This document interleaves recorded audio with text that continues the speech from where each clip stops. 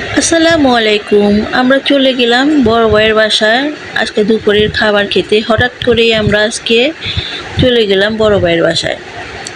বড় ভাই আজকে আমাদের রান্না করে খাওয়ালো, বড় ভাবি অনেক রকমের মজার খাবার রান্না করে খাওয়ালো, যেটা গরমের সিজনে খেলে খুব ভালো লাগবে। তার জন্য ভাবি সেভাবে রান্না করে খাওয়ালো। আর মজার মজার খাবার, কোনটা রেখে কোনটা খাবো, খুব ভালো লাগলো। খাবারগুলো খুব লোভনীয় ছিল, খাবারের কালারগুলো আরও সুন্দর ছিল, আর আইটেমগুলো তো অনেক ভালোই ছিল।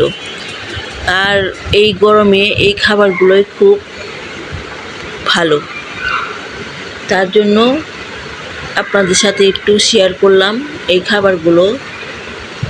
এই ভাত রান্না করেছে, সব খাবারগুলোই দেখতে সুন্দর ছিল, খুব মজার ছিল। আর এই প্রথমে হলো কাঁকরোল ভুনা, তারপরে হলো আম ডাল।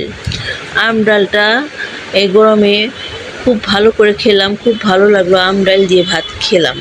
তারপর নলা মাছ ভেজে পেঁয়াজ দিয়ে দিয়েছে, পেঁয়াজটা বেরেস্তার মতো করে এই নলা মাছের উপরে সাজিয়ে দিয়েছে। আর ইলিশ মাছটা তো আরও মজা ছিল, খুব মজার মজার তরকারি। আর নলা মাছ দিয়ে বেগুন দিয়ে, আর এই তরকারিটা তো আরও মজার ছিল, বলে বোঝাতে পারবো না।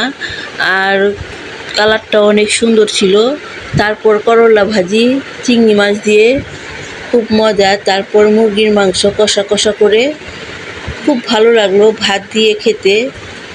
খুব আনন্দ করে আমরা খেলাম। বড় ভাবিকে অনেক অনেক ধন্যবাদ।